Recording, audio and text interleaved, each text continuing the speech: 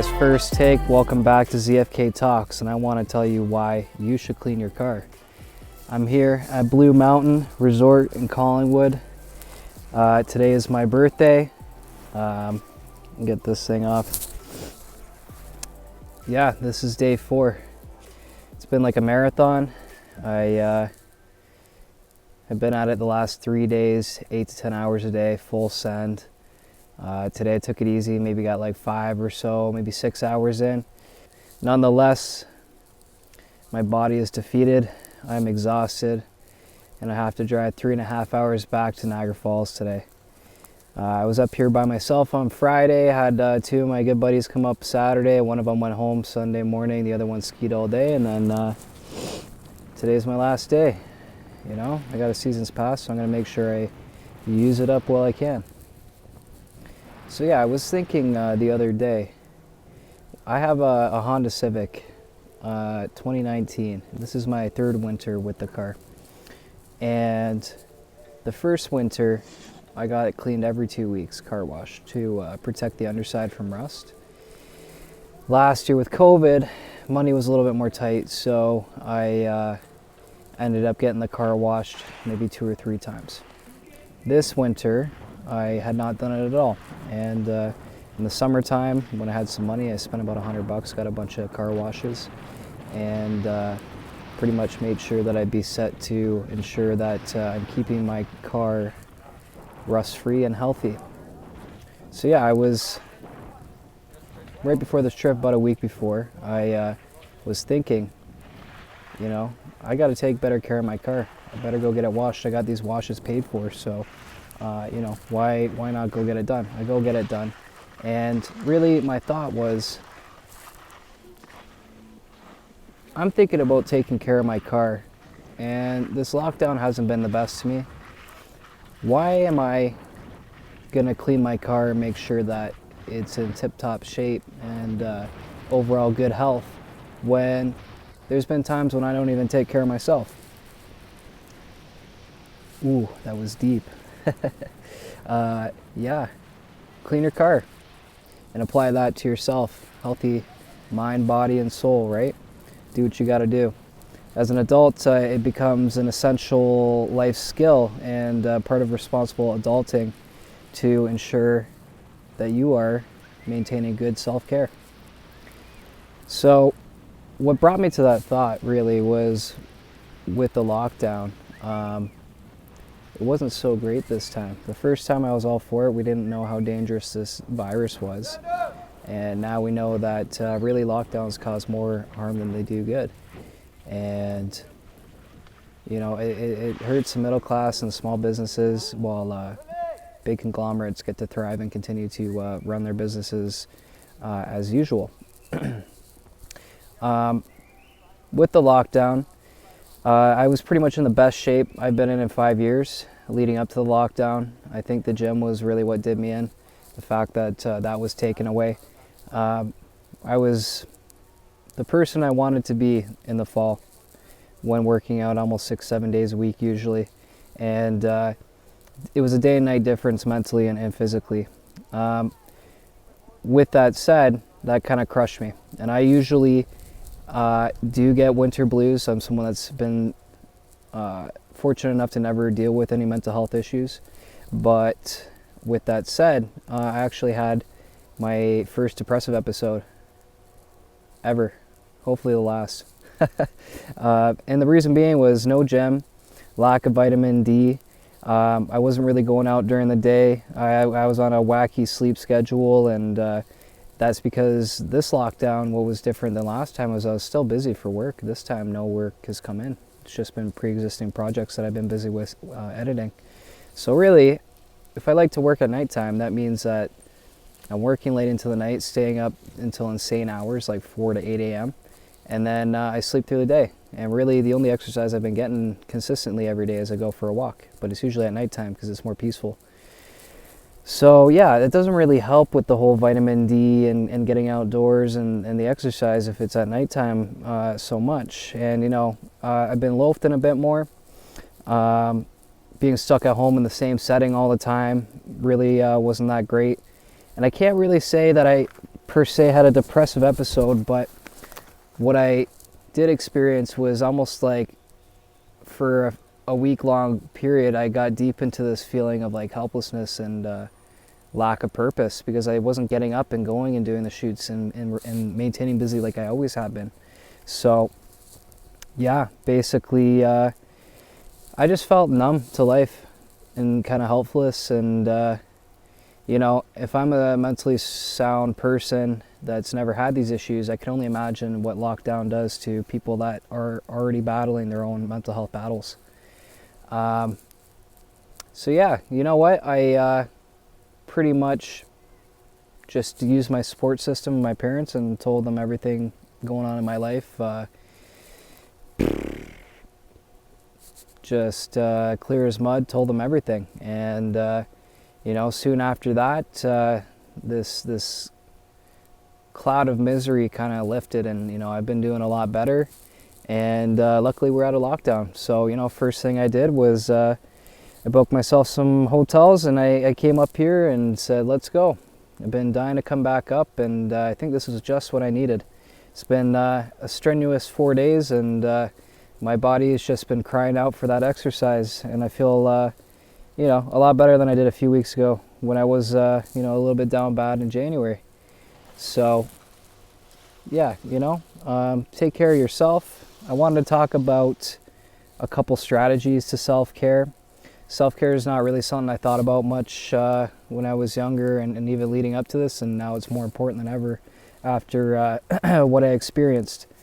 So yeah, I guess first off is recognizing the warning signs and burnout. I've experienced burnout many times, especially when I was working my part-time job serving and also doing the business full-time. It was crazy. And really for me, business is always super slow, or it's just unbearably busy. So you go through those periods of burnout, and that's natural. You have to find ways to counter it, I would say. Recognize unhealthy thoughts and behaviors. That's where I was starting to get. I didn't realize it at first. I kind of just slipped into this little experience I had, and it kind of just blindsided me. I never expect to feel the way I did. So, in the future, if anything like this happens, now I can kind of recognize some of the warning signs and work on correcting it ahead of time, So I think some of the daily things that really need to be taken into consideration, first and foremost, is fitness, nutrition, hydration. I stopped drinking water a lot when this lockdown happened. I was drinking coffee and tea all the time because I would just want to go out and do these walks, and that'd be like a little treat I could get myself. Or I like coffee to wake up in the morning too, so wasn't putting good water into my system. Putting in filtrated coffee and tea all the time, not the best. And when you're fit and you're eating the right food, putting the right things in your body, drinking lots of water, getting a proper 8 hours rest every day, it causes you to glow. And I seen it many times this fall when I got back into good mental and physical shape. People just kind of gravitated towards me and came out of the woodworks, and it's a good thing to see, right? In these winter times, it's good to have a hobby like skiing. You want to get your vitamin D from the sun, get outside, get some fresh air. That's going to go a long way. If it's locked down and there's no gyms, at bare minimum, go out and get a good walk in every day. Feel the cold air, get that brisk refresh going on, I think it's important to have, if you're working throughout the pandemic, it's good to have good hobbies, things that you enjoy. If you can build your career around activities that you enjoy, you're going to be happy for the rest of your life, so that goes a long way.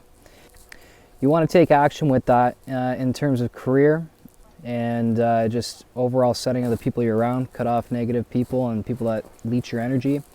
And sometimes your job or your boss can be something like that. So work on finding something that you can do as a business that you enjoy, so that you can slip away from the corporate hierarchy of wherever you're working and be your own boss. So that that requires a lot of discipline to do that work on the side. So I call that taking action. Think about taking action in your life as much as you possibly can. nothing wrong with rewarding yourself. If you've been good, you can have a snack here and there, go out for dinner, whatever you got to do that's going to be a good refreshing activity without breaking the bank. Traveling for me is a huge one. That's why I came out here and spent 4 days, and really I hardly even been answering my phone, hardly even been checking crypto and stuff. I've really just been out here enjoying life in the moment. And I really am exhausted, and I really don't feel like making this video, but it's, you know, a little bit of discipline of putting in the time investment in of making a video. I'll edit it, you know, in a couple days. And really, ultimately, I'm just trying to provide more value and putting it out into the internet. So, you know, I may not have wanted to do it all day, but I got off the hill about 45 minutes before close and made sure that I'm out here providing that value for you guys. Yeah, so, you know, also if you're in a rut, sometimes for men it's really hard to ask for help, and you don't even really think twice about it. You just want to work through it yourself. So use that support system, be humble, make sure that, you know, you can be a little bit vulnerable at times, and reach out to those that care.